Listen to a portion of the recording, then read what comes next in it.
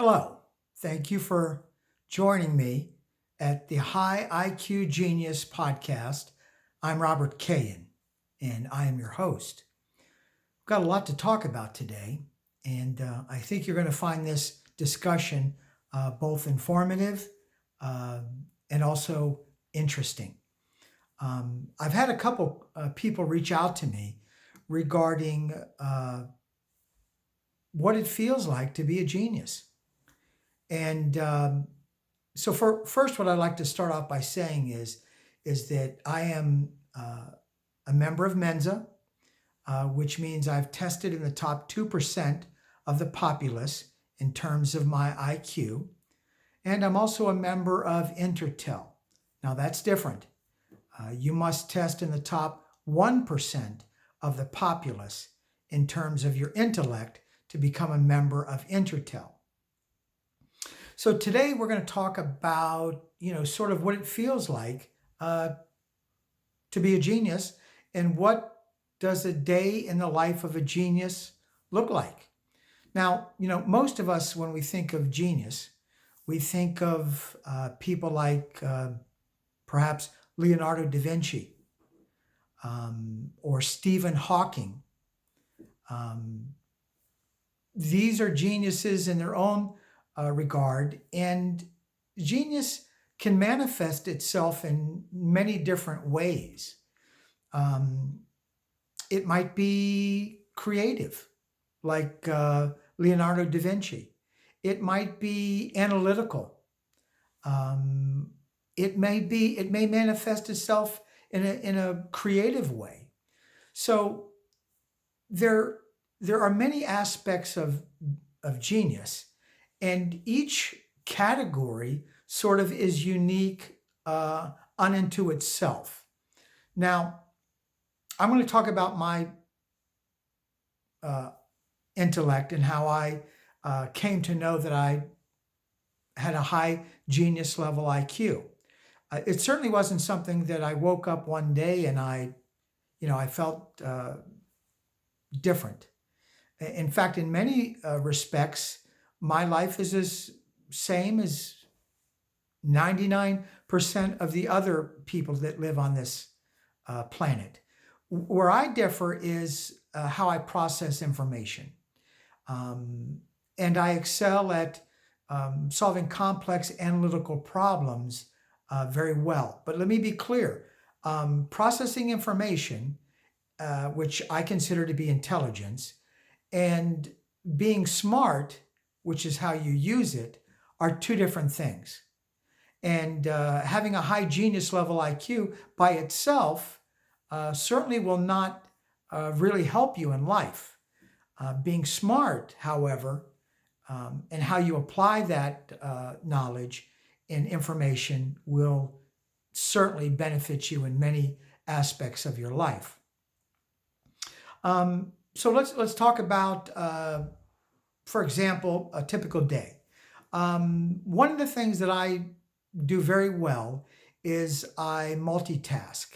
And while some people can do two or three things at the same time, and they consider that multitasking, which, by the way, it certainly is, um, I have a unique ability to do 10 or 15 or even 20 things at the same time. Now, I don't mean it at the exact same time. It's what I call pivoting. So I may be solving a complex analytical problem. Uh, I might be doing a, a puzzle of some sort, and then I might have to pivot into something else, and that could be a variety of different things during the day.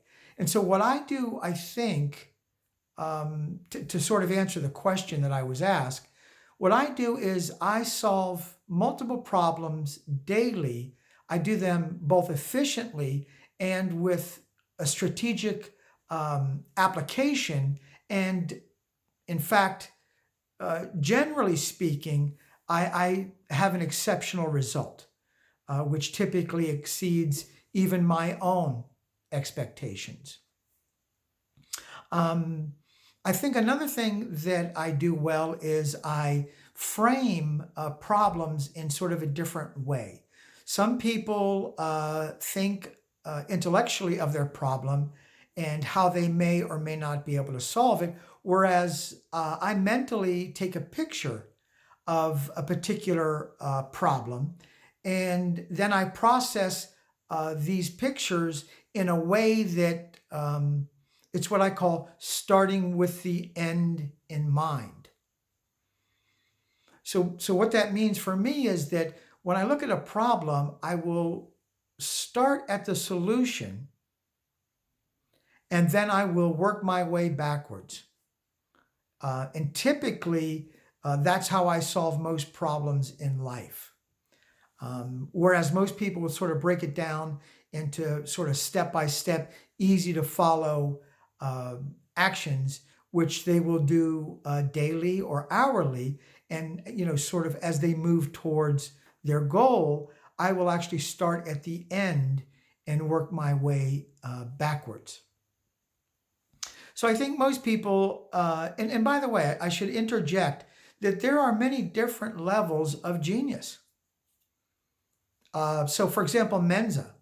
I am a life member of Mensa, and that means you've tested in the top 2% of the world in terms of your intellect on the allowable tests that Mensa provides for membership qualifications. And typically, the Mensans IQ measures somewhere between 132 and 135, but it can certainly go up much higher than that. But the category of being a Mensan simply means you've tested in the top 2% of the populace or the world in terms of your intellectual abilities in solving complex analytical problems. Now, moving even higher, we have Intertel, which is the second most notable high IQ society, but they are in fact a high IQ society, meaning you must test in the top 1% of the populace. So let me be clear. There are many Mensans that are very intelligent people that could not or have not qualified to be in Intertel, which I am also a member of, and that places me, again, as I said, in the top 1% of the populace. Now, listen, knowledge is power. I think we can all agree that knowledge is power. But we live in a world where 99% of the time we're dealing with general population, and having a high IQ typically doesn't come into play in a normal day for me.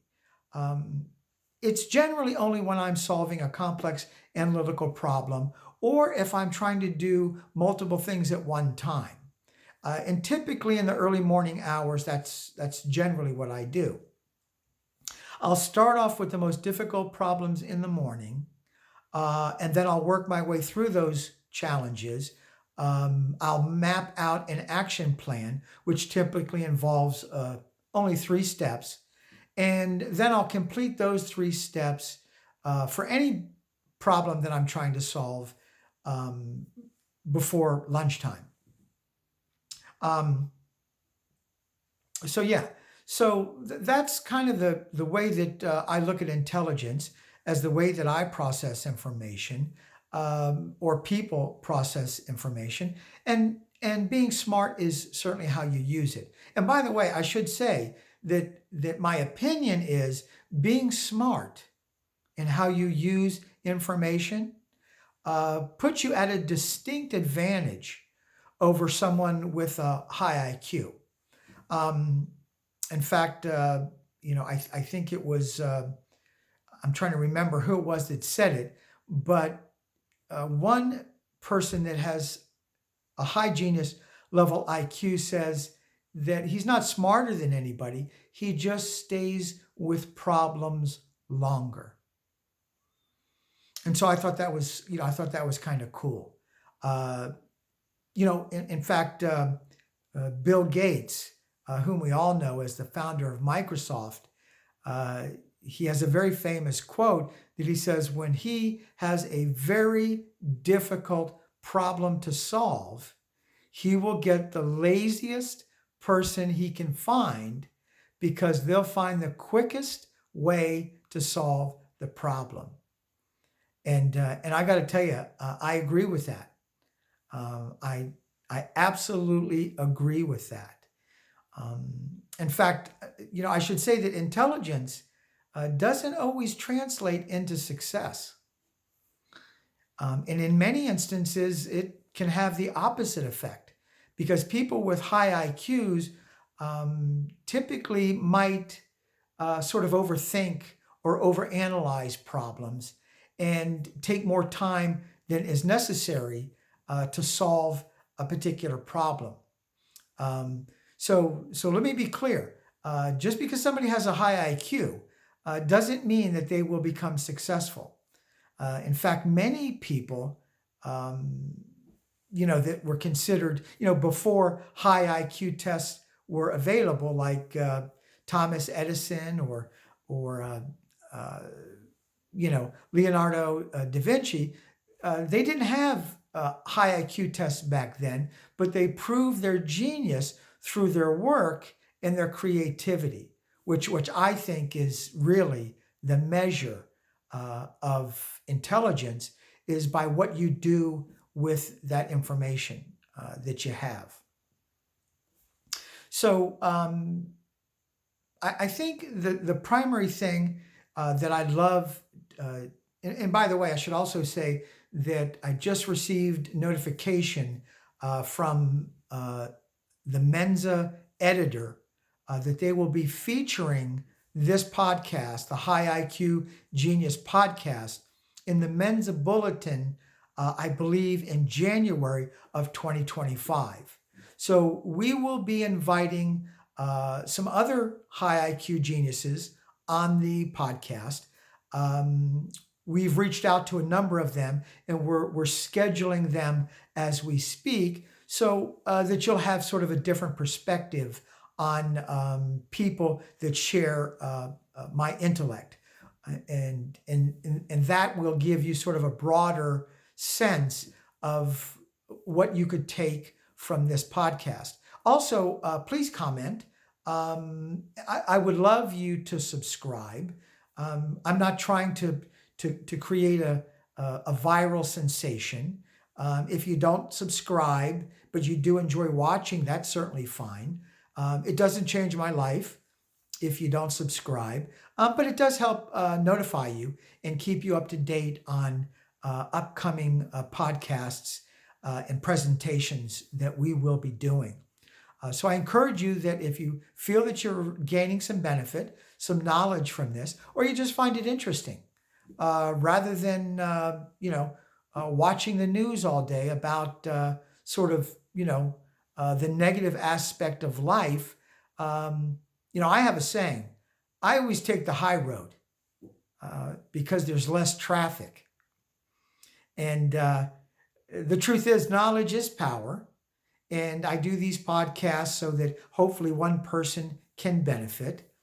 And, be happy, be awesome, be the best that you can be. And just remember this: at the end of the day, it's you against the world, and I'm betting on you.